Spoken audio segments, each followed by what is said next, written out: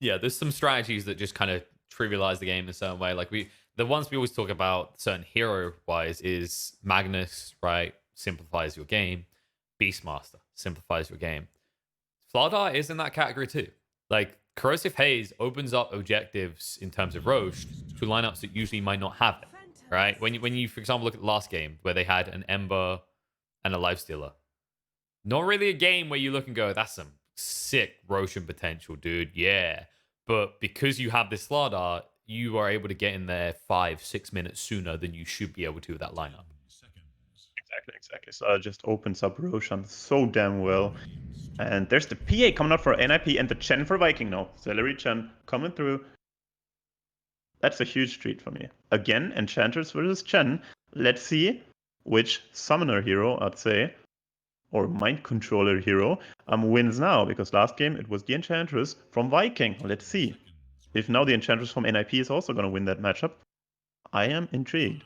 I mean, the hardest part about this is that, like, I feel like is if Chen's a bit better in this game due to like the burst and the way it happens with NiP, right? There is I want to say a bigger window to sustain someone. So the Chen, I feel like Hand of God mech, that's going to be more impactful in this game. And but second part of that statement, mech, is going to be on the right here of this game. And they do There go it for is, that Enigma. boys. There you go. You called it. I mean, we There were it talking is. about this, right, before we got on camera. Yeah. And my Yeah. argument was that the issue NiP had last game is the cooldown reliance. And Yeah. that is the downside of this hero. But admittedly, it does happen to be a hero that, as you highlight, can win the lane against Lifestealer. Yeah, it's one of those miracle heroes that can actually win the lane against Lifestealer.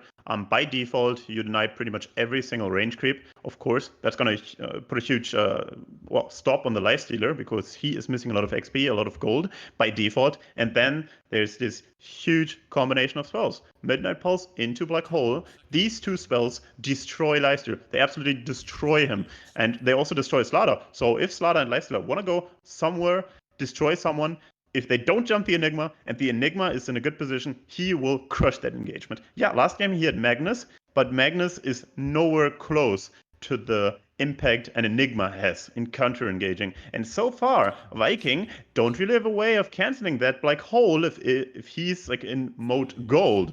So Viking, they probably need something to cancel that black hole because so far Lifestealer and Slardar, if they get caught, they're dead. Even with the Gen heal, they are dead. In combination with the PA, the Tiny, and the Enchantress, there's a huge amount of damage being pumped into Lifesteal and Slardar if they try to commit on something else than Enigma. So this game is carryable now by Saberlight. This game is what I like to see. Saberlight being on a hero that wins his lane or is able to win his lane and then have a huge impact. Not like a support buffing bot like Magnus like last game. No, and the interesting thing for me is whether Viking go for some along the lines of the Shadow Fiend or the Ember Spirit, because the way I could see them playing this out is you just play faster, right? The Enigma threat looms heavier the longer the game goes on, but in these early fights, you're not going to have your BKB, you're not going to have that type of protection, and something like even a Shadow Fiend with Requiem could completely screw up your fights and also allows you to play at such a pace that you can close out the game around the 25, 30, 35-minute mark. Exactly. What's super crazy and what could happen from Viking? Sensor mid. But that's like a long shot. Ooh. I think it lanes pretty decently against Queen of Pain. But it's probably not gonna happen. It would break that hard engage from Enigma though. But I think it's gonna be more of a standard pick. Oh, wait a second. NiP missed their ban. NiP missed their ban because whoopsie. Yeah, I mean they picked the Queen of Pain, and that was most likely a pick, but they missed the ban because reserve time ran out. There's the Storm Spirit. It's a Standard hero. It's not the absolute freest of Storm Spirit games, but there is a lot of pressure now in Era to hunt that Storm in these fights every time. Yeah, exactly. Storm Spirit able to hunt the heroes of NiP pretty well, though. The Queen of Pain, of course, on the lane, Supreme is able to pressure that Storm Spirit, but after the laning stage, that's a pretty decent matchup for the Storm Spirit. It all depends who gets the Orchid, who gets the Yules. It's always like a careful balance between these two heroes. Depending on who gets which item first, well, that hero can kill the other, or the other way around. Like the Storm Spirit, you can jump the Enigma before he gets off his big spells. That's how Viking wants to play their game now. They're like, all right, we don't have a cancel for the Enigma Black Hole if he's in the BKB, but we can join. We can engage the NiP guys with our Slaughter, with our Storm Spirit, two heroes that jump on enemies, and they just want to take the aggression out on NiP. They don't want to get engaged Viking with that Storm Spirit. They want to start the fights, and they don't want to get Black Holed. Mm-hmm. And I think a lot of this game is actually going to be dictated by the Force on each side, right? Like we've seen the impact of a Tiny if he gets a lot of gold influx early on, but this how do you stop Black Hole element, right? Yes, you got the Storm Spirit, but the Lina, we've seen that kind of cast range, right? Before those BKBs come out, before you have the ways of dealing with that, there is a threat. And even if, you're talking about once you have BKB, say Amaris gets a good start to his game, he could potentially become another core. We have seen Viking games where that happens with Aramis. And if you get right-click items and you're attacking outside of that black hole, a hero like Enigma melts very quickly to Alina. I mean, that could happen. I mean, we saw a huge, humongous Lina yesterday from Mio. But, of course, that was a mid lane Lina, not a post-4 Lina. So I'm not too sure about the right clicks coming out from the Lina, but yeah, she could become a huge threat with the other lanes, maybe even with the Yules. And yeah, as long as the Enigma doesn't have a black hole, she can and she will try and maybe even succeed in stopping those black holes. Let's see how the game for Sableye progresses though, because I have seen Enigmas get the BKB and the Blink Dagger by minute 20 or 22, 23. Let's see if Sableye is able to pull off such a miracle game. If he does, I think the chances of NiP winning this one are pretty high. I mean, the other thing to consider in this game, right, is that you are leaving the Enigma alone. We know that Enigma is a self-sustained type of laner. You can do that admittedly, so the Tiny doesn't need to be there 24/7. But if Viking shift their aggression as a result of that, knowing that the Tiny is unlikely to be on the lane often, we might have to start considering the Saberlight thrown under the bus Fury again. And I just hope that doesn't come to fruition. I really do want to see this go to a game 3. I would like, or at least game number 2, be a game where Saberlight gets a chance to shine. I think he'll absolutely get the chance to shine because the Enigma hero is able to pull back the lane because of the deny. And most of the games, he is able to safely farm under his tower. And I think what's going to happen on top lane is Lifestealer is going to stay there pretty much solo while Chen is in the jungle farming up his own farm. And Saberlight on the Enigma is also probably going to be pretty much alone on that lane. And it's going to be a farm duel, and it's going to be a farm trade that's favorable for the Enigma, though, because of the guaranteed denies. So, laning-wise, I think that Enigma is pretty good against the Lifestealer in that case. But the other thing is, I think that the Chen, with that space of being able to leave the Lifestealer alone, is able to get a huge farm. And Celery Chen has proven to be quite a threat if this guy gets some good farm. And I feel like this Chen will have a higher impact than the Misha Chen last game. We'll have to see how it plays out. I mean, hopefully he is going to be the mech carrier. I know that. I feel like whenever there's a mech need on the team, Celery just has dibs, no matter what hero it is. You could probably give this guy, I don't know, Bane. He'd be like, yo, guys, I'm going to build a mech and a Glimmer Cape, and that's just going to be me this game. Yeah. But I wouldn't underrate Misha at any rate. This guy's proven how ridiculous he is in this hero in this tournament alone. The amount of attention he draws. I think it's a different style, right? Like, Celery is a more aggressive enchantress, whereas Misha's just this weird deer that turns up outside the bear's cave and says, you guys want to go for a jog?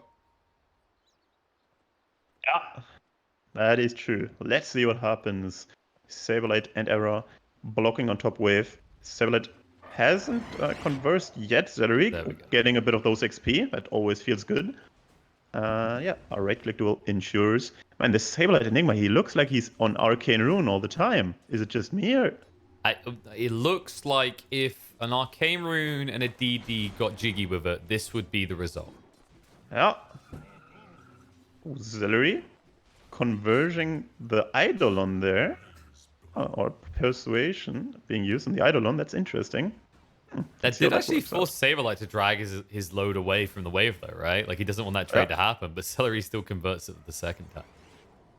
Oh. All right. This is a new approach. I don't feel like I've seen Chens do that. Usually you're like, yo, I'll just get my own creeps and I'll fight you with them because they have their own abilities. But this is surprisingly effective with the extra 8 damage you're getting on your Eidolons. Like, Sableye can't trade with his own. Exactly, and the huge part of it is they have 700 HP. Like, they get the minimum HP from the Holy Persuasion, and they're on 700 HP, which makes the lesser Eidolons from Celery a lot stronger than the Eidolons from Sableye. I like how because the cosmetics as well, it plays out like some sort of tiering up system in like a RPG game, right? You can see who the big bad Eidolon is, and then you've got the peon Eidolons being born. Yeah, because Celery doesn't have the cosmetic, right? That's how it works. Yeah. Exactly. Oh, that's a sweet interaction. In mid lane, it's Boom against Supreme. Pretty close so far. And on bot lane, Charlie versus Toby. Once again, Charlie has to play against that Slardar plus Lina lane this time. And Slardar plus Lina, that's super strong. I mean, I'd say that lane is even stronger than Snapfire plus Slardar. Like, these Viking off lanes, they're just picking strong laners, and so far it's looking pretty good for them in this series.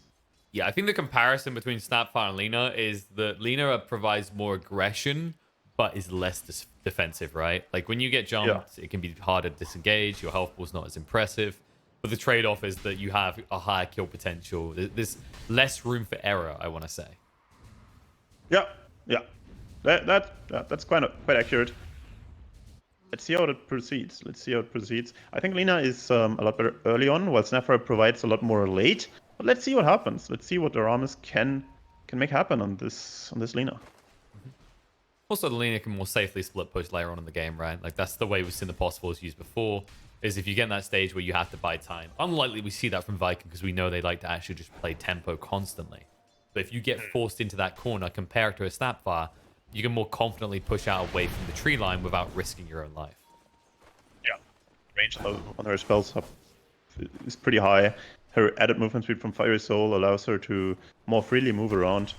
And look at bottom, there's a Harpy Stormcrafter, one of my favorite creeps if I'm playing Enchantress or Chen. Ambitious move forward there by Charlie. But at the same time, you look at Aramis, he hasn't really got any regen, and I don't believe he has any new regen coming out, so he has to play more defensive now. Nope. Courier still in base, and no regen left except a stick and 2 mangoes and a fairy fire. That's not too much. No, all they can afford is some tangos right now. It's a bit rough. You want that top situation. Celery, you know, he's winning XP out of these 2 supports, and he's keeping an eye on error at all times as well. So it's going to be very hard for Tiny to get an opportunity to try and rotate around this map freely. Is when you're talking about that one-on-one situation, because Celery keeps yoinking away one of the Eidolons straight away, Sableye is not really able to apply pressure to Shad. Yeah, he's able to deny that creep, yeah, but he's not really able to use those Eidolons actually to deny, because Celery is always stealing one. Oh, Celery might be gone on though. Yep, mistakes made. Because they duplicate the Eidolons, the pushback is there with the toss, and they'll be able to get the kill, and Shad needs to be careful himself. He's going in way too deep here. But man, I already saw the Hellbear Smasher smashing the Chen and giving that first blood, well, to the neutrals. That was super close, to be honest, but they were successful, got the kill. Important. That was jealousy from the Hellbears, by the way. They're like, yo, Celery, why don't you pick me? Like, I want to, dude, but I need to keep the pressure off. I don't want this Enigma doing things. And Error, the other thing he's doing is being brought extremely low, but he has the tranks already. He doesn't feel the pressure too much, but this is the thing. When Celery stays there, catches the Eidolon at the start of the conversion, has that extra window of time, Sableye struggles to actually aggress it. Yeah, and NiP just got 4 bounty runes. That's pretty convenient, I must say. Tiny also on mid lane prepared the Observer Ward. He wants to get a kill on the Storm Spirit before he pops level 6. Level 6, of course, the time when Storm Spirit is very hard to kill. And he's just safely farming it in the jungle. Probably will not have it though. He won't have level 6 yet. This camp also not able to be farmed. So the Storm Spirit, he'll have to go to the lane, get some XP there. It's like 2 creeps. He needs 2 creeps to get level 6. Let's see if they can... He gets it. Straight away, presses onto Supreme, forcing him away, and that should end the gank attempt. The ward even spots Error, and that's a critical moment, right? Because you have to keep in mind that because Boom doesn't even have raindrops, if they jump him there, he's dead to the Sonic Wave plus the Scream combo. But now he got lucky, got the haste on top. He might even chase Supreme down to try and kill him. He decides against diving though. Yeah, that'd be too crazy. I think he didn't. Oh, error on bot lane. Ooh. Oh. Aramis is low. Whoa. Toss him across, and they're like, can we get this bonus kill? Maybe. Slithering Crush forced out Toby. He'll TP away as they used all their spells. Yeah, Era really traveling around the world from top lane to mid lane to bot lane, finally getting the kill on Lina. Good move. Enabling Charlie a bit more.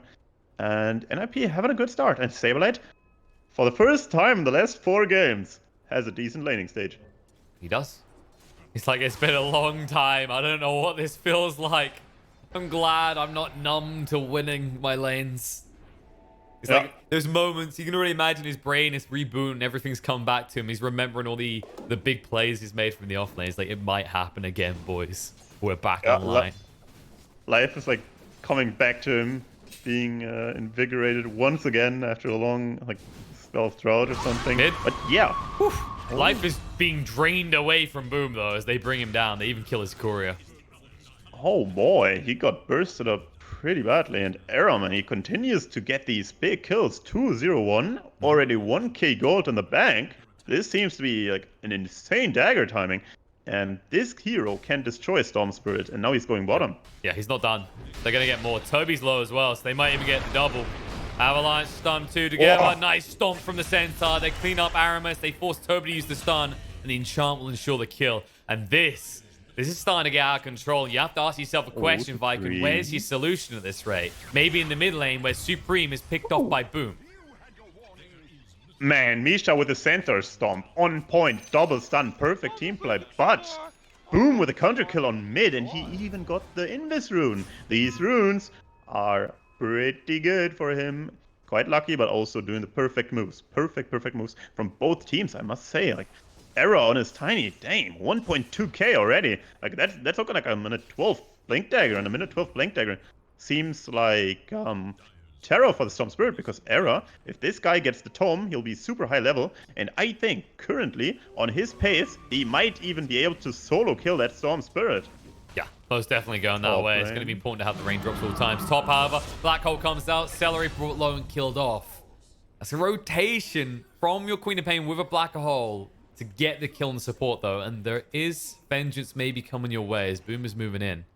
They're already wise to it. Oh yeah. Aramis also dying on bot. Oh, you're right. Well, they're going to bring him down again. And we're starting to see the weakness of the Lina 4. Why we don't see it that much anymore is, you know, once you die once or twice in the laner phase, you are quickly irrelevant in the game. Exactly. And look at the other post 4 hero. 1.5k, minute 9. Yep. Almost level 6 without the tome. Era is having the game of his life. Holy moly. I gotta admit, you know, the POS free Tiny, we doubted it when we saw it drafted here, but it's really starting to pay off in this game. Yeah, and look at mid tower, man. It's getting pummeled. And NiP, they're looking like they're alive compared to last game.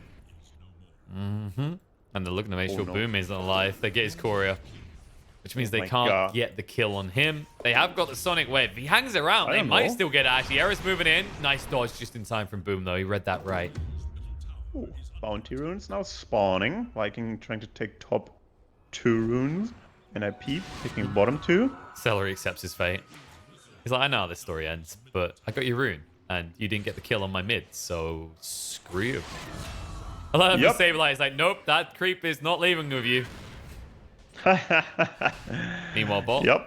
Misha being brought low, but not low enough. Aramis has gone to the crits. The rotation from Shad a little bit too slow, and Toby chasing in will be able to catch up to Misha. With the rage, Shad gets on top to finish him off. Infest to get him out quickly, though. Toby is tanky. Supreme has got the Sonic Wave, though, and is bringing him low enough that they'll be able to kill him off. One buys a bit more time, but the toss forward will seal the deal.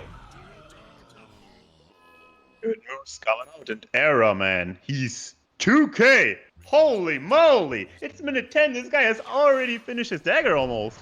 He needs 200 more. That's insane. Actually insane farm. Actually insane farm. He has more farm than Toby right now. This guy, solo carry 109. Like, Holy smokes. Like, after this creep wave, he'll have dagger at minute 12.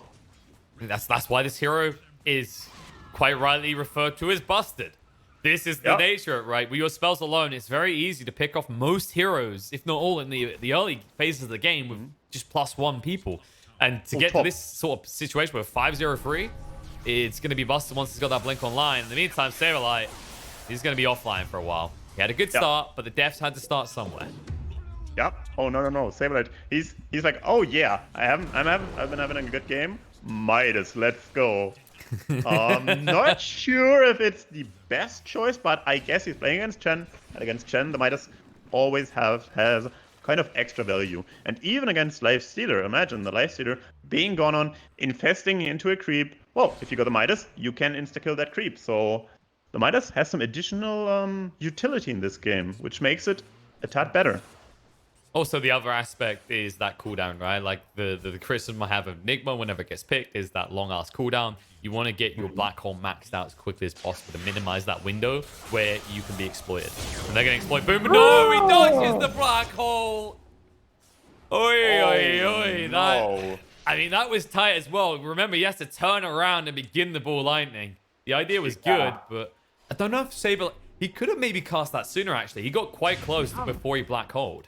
Exactly, and I thought he wanted to Midnight Pulse, and that's why the delay took place, but he didn't even Midnight Pulse, so I'm not exactly sure what happened there, and perfect reaction by Boom, of course. I mean, Boom, he perfectly reacted and punished that slight misstep from Saberlight. Damn, and as you said, huge cooldown, 200 seconds of basically no pressure being applied. Like, yeah, he can push that in the waves, but he doesn't really offer any kill threat on the Lifestealer or any other hero, really.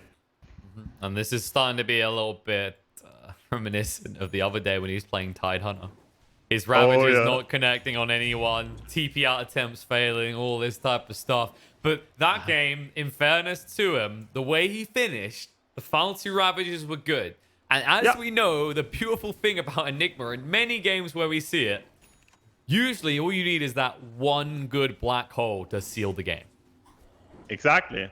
Like, of course, it's a missed kill, but it's not like world is ending. But look at what's happening. Celery already finished the mech and smoked with Boom, trying to get a kill on Saberlight, and that's looking good. Yep, he's an easy one for him. Midnight Pulse will go down, but it's not like you're a black hole follow-up, so they don't give a damn. Yep, sweet kill on Saberlight. That's the second one already. Still hasn't finished the Midas, so his timings will be off. His Blink Dagger will come on later. His BKB come on later, and look at Toby. His Blink Dagger is there already. I mean, that's the painful part as well, right? Because he bought the recipe. He committed. There's no alternative where you look and go, what can I make with Gloves of Haste? Now you're 1 foot in the grave on this item. You need to complete it as quickly as possible. And as you said, now... with Toby having that blink, they realize they need to get aggression instead of going for these drums type builds because they didn't have a great stance ladder. But with the Infest Bomb and the Blink Dagger, they can begin to recover. And look at this Saberlight. He did get the Midas. He does get to use it, but they ping him straight away. They're hunting. Moving in. They know the stun on top, and he's gone. There's no way to protect him. Midnight Pulse just makes it easier because now they've got full eyes on Ench as she comes in. And Misha does complete that TP. Moving in. Arrow with a blink reveal. Avalanche toss, but it's not enough. Silence follow-up is good. Boom is dead. Sonic Wave hits on a free. And Shad is brought low. Armlet trying to stand his ground. Reinitiation by Toby. Trying to turn around. The stun's coming out of the Quap to bring him low enough. Able to blink away though. Shad needs to make his escape. Rage and able to Armlet toggle this off. Aramis left behind though. Tossed on the spot. Turns around with the LSA, bringing him low. Laguna as well. Error. One hit would do it, but no! They can't finish him off. That would have been a big kill on Error on his killing streak. But in the end, courtesy of that Blink Dagger, they're able to salvage this fight and take a good one on the side of Ninjas in Pajamas. Huge play by Error, really. Huge play. This guy is having the entirety of his team on his back right now. Huge. Triple Avalanche, triple toss. And he even lived there because he skilled Grow. Many Tinies don't get Grow until level 9, level 10, maybe level 11, but he decided to pick it on level 7, I think. He was 4201. He took it on 6, actually. Like, he immediately went, okay, this is... Because he understood, right? He looks at his score, he goes, I'm actually worth a lot of gold. I'm actually progressing towards my Blink Dagger quickly. Survival is just as important. It's not like I'm missing the damage to convert these kills right now. That's exactly true, and perfect. He lived there. Lina would have gotten the kill. Speaking of Lina, she is gonna be the kill here. Yep, 0-6-0, but Toby moving in. Nice stun. Troll's good on the Tiny. This will be a lot of gold if he can convert the kill. And with Shad coming in, that is most definitely going to be the case. The Rage gets activated, and the Avalanche will not protect him. 450 gold in the pocket of the Lifestealer. Super important kill to get that era era streak on the Lifestealer. And look at Lifestealer. He's going armlet into Assault Curse like last game. And he is looking dangerous right now. But they have the answer now. They have the answer in the Enigma. But the Enigma has to get Blink Dagger BKB, and he knows it. He has those items queued, and he needs those in the next 10 minutes, I'd say. Like, if he gets those until minute 26, 25, it's okay. Oh, Nisha. Nisha's been spotted, but Boom has no mana left. He has to retreat. He was just looking for the room more than anything else. Yeah. With the cloak, he was tanky enough. Without the cloak, he probably would have died, but the cloak is just such a huge value investment right now. It's so cheap, only 450 or 15% magic resistance. I think whenever you got a slot left and the enemies have any kind of magic damage, that item is just busted. Yeah, and keep in mind there's a level 9 Enchantress as well, so it's not an easy little deer to meal on the side of the fight. Like, you actually have to commit additional resources now to ensure those kills each time. Exactly. Oh, what? Okay, Sableye is, he's being gifted a good game from piece to piece now as the Nevershore has been found, which is an amazing item on this hero. Yeah, it's also amazing on Tiny. That's the thing. This item is insane on most heroes. I mean, it's kind of dangerous against the Slaughter plus Lifestealer because of the minus armor, but still, the spell amp, the magic res, huge value. Toby looking for a kill again. Lifestealer infested again. Mid tower, they want to get that. Supreme. He just shoot himself. Again, Vision with this Wild Wing Ripper though, so Misha knows what's coming. They're just going to slow siege this. There's no need to overcommit here, especially when Enchantress keeps bringing you new creeps. Yeah. Delivery. Moving in. Jump in straight away on top of Misha, trying to run him down. They'll slow him down with the open wounds, and the Nature's Attendant cannot attend to his health quick enough. Damn, he lived quite long there, though. I didn't think he'd live that long, but whoa, this Enchantress hero, pretty hard to kill. I mean, that's the level 4 attendance for you. It's pretty absurd on the healing. Not absurd enough, though, to keep him up and in one piece. And as a result, getting that critical tier 1 tower in the mid, which means now when Viking do find a pick off onto, say, Sableye, Roche becomes a very feasible objective for them. That is true. But Enigma finished the Blink Dagger now. He's got the Clumsy Net as well, so he can lock down enemies pretty well.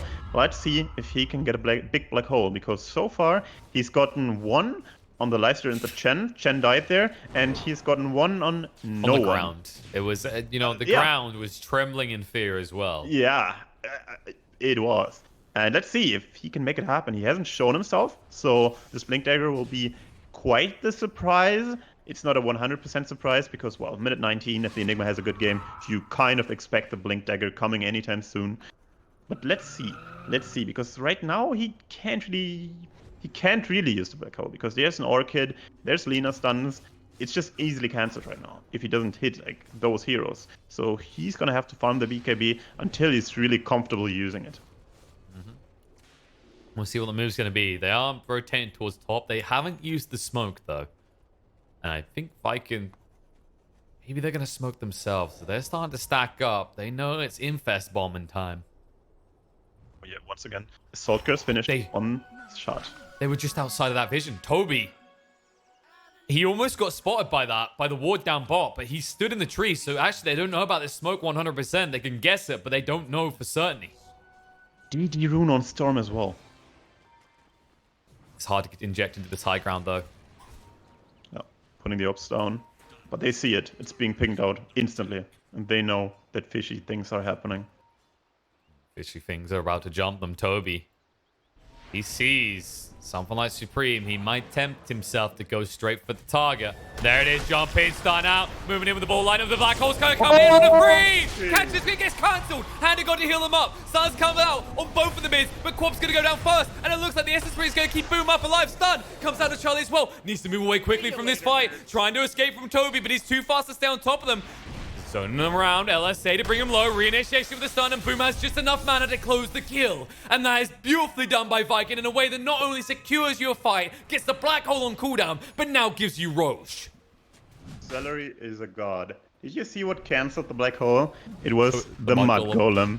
It was the Mud Golem. And once again, Mud Golems are ruining NiPs and Saberlight's day. Oh my goodness. This Mud Golem. Woo! Game winning. Game winning for sure. That was such a huge black hole. Perfectly timed, perfectly spaced. But he didn't count on the Mud Golem. And you can never count those out. That's why they're waiting in the grand finals after all. Exactly.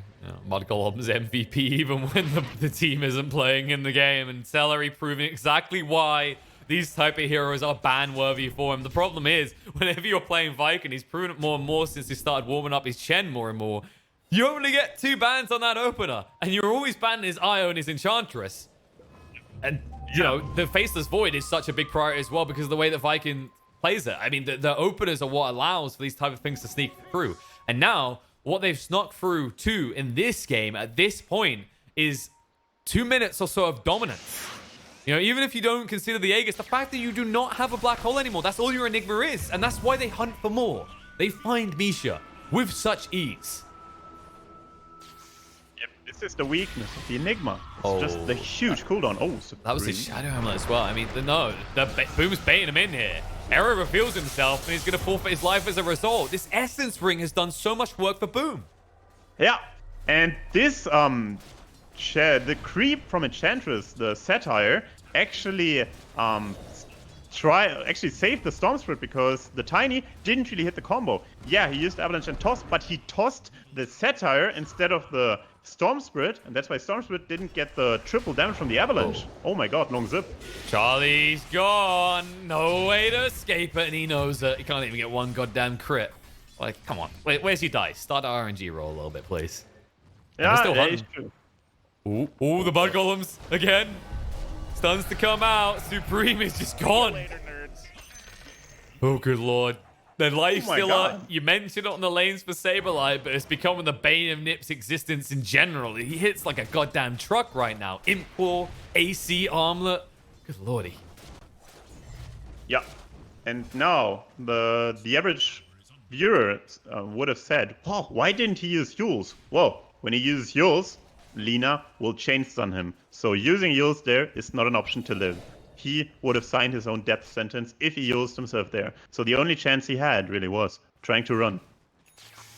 Yeah, and the other thing to highlight on that, right, is that Aramis has had a terrible game. His early game was rough as all hell. But once he gets that Aether lens, his follow-up initiation is going to be brutal. And Ninjas and Pyajamas have this issue where they once again have that black hole, but their BKB is not there. And now they're going to be even more means to stun him. And let's be real here, that 3-man black hole is likely to be a rarity in this game. It shouldn't be often you catch more than 2 heroes in these black holes. It was very surprising they even got their hands on Boom in that last one. Yeah, it was one of those black holes that win games that don't often happen. But it's also one of those Mud Golems that wins games. That is true. Oh my Which god, is Boom is happening a super lot more aggressive often right in now. this tournament. As Boom is going deep, but what does he care? Bloodstone Aegis, and he'll have to give it over. But there's the initiation in, Wow. and Supreme is not raining that. He's dead. Cute dagger, but no one cares, Charlie. Go back to your base. Don't worry, Viking could have come to visit it soon. And Boom, man, his super high aggression is paying off. Of course, he's using the Aegis, but what do they get? 2 kills, Bloodstone charges, and the possibility of pushing into that base for the Oh, that was well done by Boom.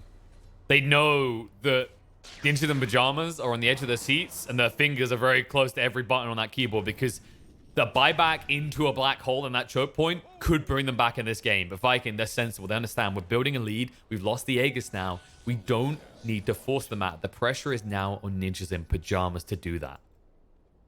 Yeah, we haven't really looked upon the net worth disadvantage or advantage, but yeah, Viking has been slowly creeping up that alley, and they are already 11k ahead.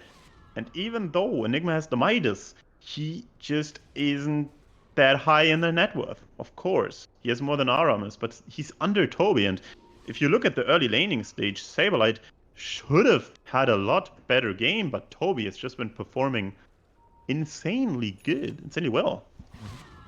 The crazy part is that because of how far ahead they are, this Ags pickup isn't even remotely punishable in Toby, right? Like, usually I'd say in this type of game, it's not the best Ags game because you're against Black Hole, right? So it doesn't help to have that status resistance at all.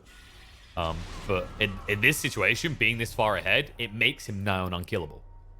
Exactly. And there's even ice armor on himself. He's got 24 armor. Without the armor, with the armor, he's got 36 armor, 50 regen, status resistance. This guy is a beast. Look, he's going for a hood. He's going for pipe eventually, even. And this guy will have like 70 regen. Just insane resistance to kind of every type of damage, except pure damage, I guess. So Saberlight Enigma can still do it. Finish the BKB already. All right, it's go time. He sold the Midas. What? Okay, yep. They're like, this is do or die. If we don't win this fight, we're done. And it's understandable because the next Black Hole, if it's not God tier, they're going to erase your base. So let's see if you can erase some heroes before that comes into the equation. There's a lot of orbs. Viking, they see everything. They see everything. Look at these orbs. They see everything. And teams, like NiP, they can't really get a good team fight engaged because the vision is just so overwhelming for Viking. This is really the only place that they can play outside their base because of that vision game. Toby, he doesn't care. He's just going to renew the Slithering Crush so he can stand here and try and bait them. And error? Just testing the blink works. You know, maybe his keyboard's been a bit funky at the moment. Yeah. No buyback though right now on Viking, so they can't use the buyback into recall. That's a play you can often do with Chen. Oh, Supreme! No, Supreme has just revealed himself there. Queen of Pain in trouble. But Saberlight, the BKB. He's only going to find Toby. That's not good enough, and he knows that, and that means there's a BKB that won't be there for the Black Hole when he sees it. They need to get back to base, and they need to do it without casualties quick. Boom isn't willing to die for it, so he'll allow it, but now that's the window. For 40 more seconds, no BKB means no pressure on Viking. Yeah, and look at Toby. He lived there. Look at his regen. He has like 65 regen per second. And he's being recalled. Full resources once again. Hasn't used a single thing. And the BKB is on cooldown. As we said, Saberlight, he is the man. He is the man with the BKB. He is the man that can win this game single-handedly. But jumping the gun slightly. And, well, Toby, perfect positioning. He's the guy that's in front. He doesn't care if he dies. But he doesn't even die. No. I mean, you say perfect position in Boom as well, right? The remnant spans in the tree line, understanding the fragile state of that defense for NiP is they need to take every tiny little step closer to Viking they can without being seen. And because they spot Quap at the start there, that's why he's prepped to instantly throw out the silence, to instantly respond to any move to shove that lane by Supreme. Exactly. And Storm Spirit, man, he is so farmed. Like, he's got a Bloodstone, he's got the Orchid, he's got a Plate Mail already, and another DD rune. That's quite convenient, isn't it? But of course. I mean, what else do you expect? You know, when Gaben sees and he likes. And right now, he sees this Lifesteal Slardar combo and he feels a bit dirty, but he likes. He will gift the third member something glorious. And when you look at the side of NiP, you know, you can see they're starting to fall off hard here. Queen of Pain knows she needs the Shivas. This is more about survival than burst or anything of the sorts right now, because in these fights, we've seen it already. Supreme dies in, I want to say, less than 2 seconds at this stage in the game. 1 second? Like, this Leicester is just... I mean, that is less than 2 seconds. Insane. That is true, actually. 5 head. Look at that. And Leicester with a Bash. The Bash brothers are assembled once again. 2 melee heroes. Bash is already and primed. Let's see if Saberlight gets out. He gets out. Bash seems a little bit too brash for Saberlight. As he's able to move away to the other side of the map. They buy some much needed seconds. The problem is here. In 20 seconds, if gods do will it, there will be a Roche in that pit. So you need to make sure you're quick to move back across the map as ninjas in pajamas. Exactly. It's Roche. It will explode. Minus armor from Slaughter, from the Lifestealer, and the Chen Penitence melt Roshan. This is one of the most disgusting Roche lineups I've ever seen. Chen plus Slaughter.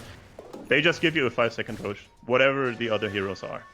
Oh, Boom jumps in. They see the opportunity to bring down the end. She's out for 45.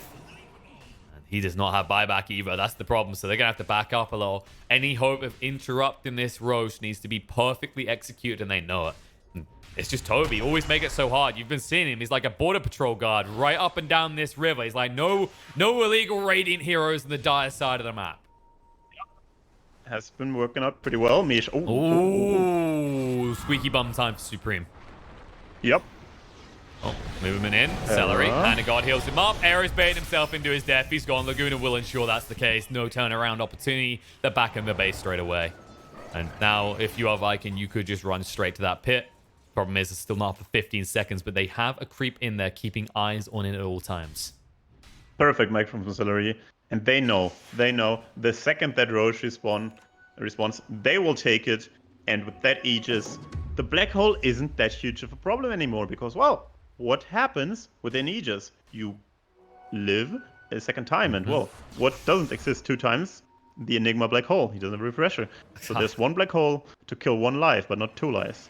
I'll tell you what, Saberlight would exist for a second time as his Midas right now. Maybe if he still had that, he'd have a world in which a BKB and a refresher is feasible, but interrupting this Roche feels impossible. They know there's no buyback on that Tiny because in this Tina's dire circumstance, you buy back straight away, and Toby jumps in looking for a target. Boom's going to chase forward and force out the BKB again from Saberlight, and Misha again being left behind to deal with the fallout. Yep, and this is the life of the post-5. You just get killed so easily. Even though he's an Enchantress, we said, whoa, he's pretty tanky, but still, like right now, he just gets destroyed by this Slaughter. And Slaughter, so far in this series, hasn't really been answered. The Slaughter plus the Lifestealer. NiP, they tried to answer it with the Enigma, but it hasn't really worked out. They found Saberlight. They're baiting Boom in. This is like how they're looking at it because they have to think positive about this, but they've lost Saberlight and Boom still has that Aegis to work with, and they finally get through him, but enough time has arrived for Toby to arrive as he actually moves forward, trying to find a target. Looking on the Charlie, he's going to move away, but the Panic Strike is going to get him out. However, Quap might not be so lucky. Silence will buy enough time to get up to the high ground, but Toby is still hunting. He's in heat, and he wants to bleed him. Supreme's going to be brought down as well. It's a double kill for Toby as they put them on the sideline and look to do the same with the buildings. Impossible. Like, boom, he goes in 1-on-4. He's like surrounded by 4 NiP heroes, and he's just like, be right back. Killing a Saberlight. No deal. No issues at all. Respawns with the Aegis. Saberlight's dead.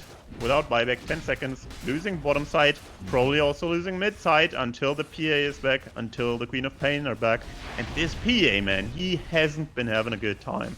His BKB is still far off, and well, what does the BKB exactly do right now? I mean, makes you look pretty. Huh? That is true. Golden shiny, I guess. And maybe Saberlight will get an opportunity to look pretty here. They're going for the mega creeps. With Toby only showing, that is not a good way to begin this fight. That smoke is running out soon, so he might feel pressured, but they're just going to back away. They say no chance. All right, we know how this works. 1 black hole, whoopsie daisy, you're back in the game. But if you never find that black hole, you ain't even got a Midas to accelerate your farm anymore, and we can just keep on cruising that net worth lead up past the 30,000 mark. Exactly. Toby, he's on the hunt again. 4.4k HP while infested. This fish is a beast. This fish is a whale. This is not a Magikarp. This is a Gyarados right here. Man, these auras, all of those auras, like Alpha Wolf, Assault Curas, the Ogre Frost Mage, they got everything. Vlad's. They even got the Paladin Sword on the Chen to increase the heal. And his Solar Crest is also coming up, man. This is looking impenetrable. It's looking impenetrable. This team does this so much as well. They regularly give the amplification from Palinsaw. They give it to Celery because he plays all these heal type supports, and you can already see like usually like, oh, Lifestealer wants the iron, but in this game, like, think about the roles. You're the damage as Lifestealer, so this Greater Fairy Fire 10 times better. Exactly, and it's a 450 heal as well, which is amplified by the Chen aura. Not easy to take down any of these cores at this stage. And, you know, you're in this situation. If you're ninjas in pajamas, you're thinking, can we survive to the next Roche? Can we contest the next Roche? If we get picked off before the next Roche, we sure as hell better have buybacks on everybody to contest the next Roche. Because the way that Boom keeps using these Aegises, it's so effective yet looks so trivial. You know, when you talk about Storm Spirit as a hero that uses an Aegis really well, you think about the mana aspect. It gets him in, he causes havoc, goes down. Boom is using his health like his mana pool. He goes in, he soaks up all the attention, and then reinforcements arrive because he's such a hard kill anyway.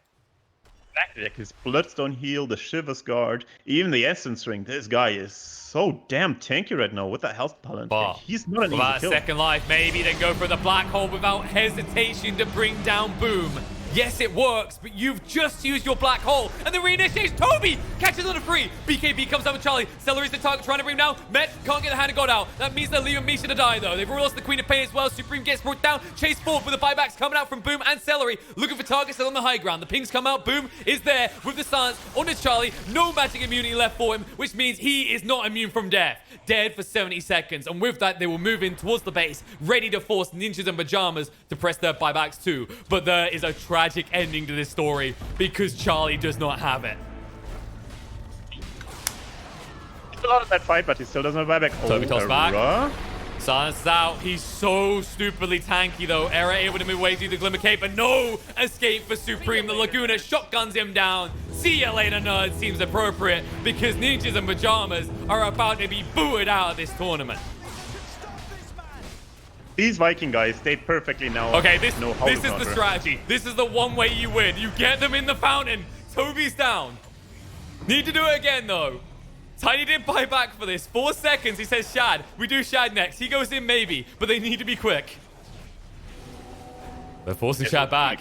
Misha's doing a lot of work here. The problem is it's just too much. They focus on the throne, toss one back, but it's not going to be good enough. They don't get him into the fountain, and instead they stick Era back in his own fountain for 75, as in the end, this will end with a 2-0 victory for Viking in the lower bracket finals.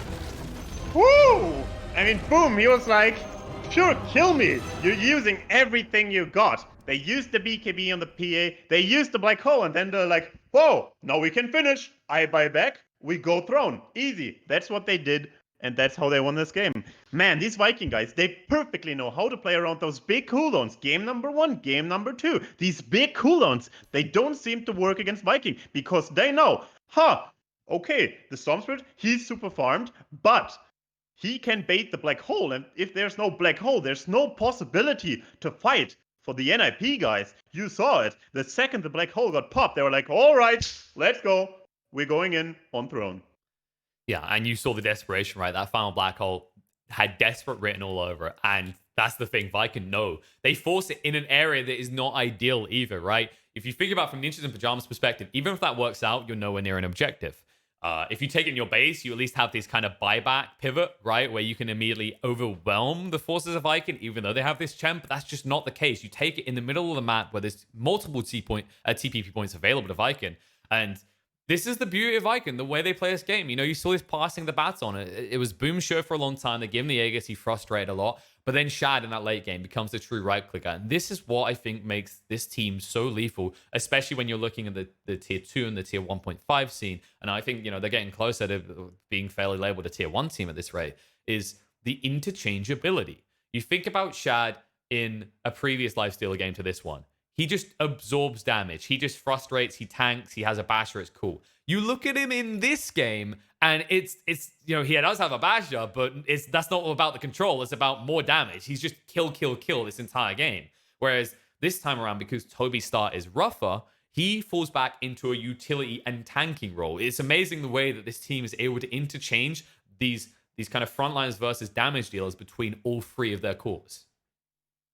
Exactly, like Toby's performance in this game was actually insane. Like he's had I mean, it wasn't a very rough start, but the start wasn't as good as last game's. He was far behind Sablet's farm up until the mid game, but then he just overtook the Midas Enigma. Somehow the Viking boys, they were able to enable the Toby Slaughter. Of course, it's not only Toby's like effort, it's also the effort of Viking. They were able to enable the Slaughter and give a hero that can't really farm that well more farm than an Enigma with a Midas.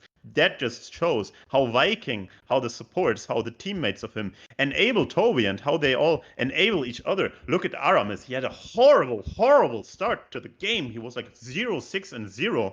And then, well, what did he do? He didn't die a single time in the last, 20 minutes? He went from 0-6-0 to 3-6-8. Insane performance from these Viking guys. And right now, they seem, like you said, almost tier 1 team. Like one of those teams, like Secret, like Nigma, like Liquid. Like, they are not quite up there. They are not quite in the territory of winning these big tournaments, but they are improving still at such a quick rate. It is just beautiful seeing these Viking guys playing their hearts out, destroying NiP, I must say, destroying NiP, and now facing the Mud Golems in the grand final of the BTS Pro Series. It's that adaptation. It's that constant strive for improvement, and not only striving for it, but actually obtaining it. And that's what we're seeing from them as they will now proceed through to the grand finals. But that does mean that we do have to say goodbye to Ninjas and Pyajamas. They are out. There is no redemption point. They had their chance. They are gone, beaten 2-0 by Viking. But chin up, because this isn't a moment for sadness. No, we've eliminated a team, but that means that we get more Dota. That's how this works. Sometimes you have to sacrifice something great for something greater.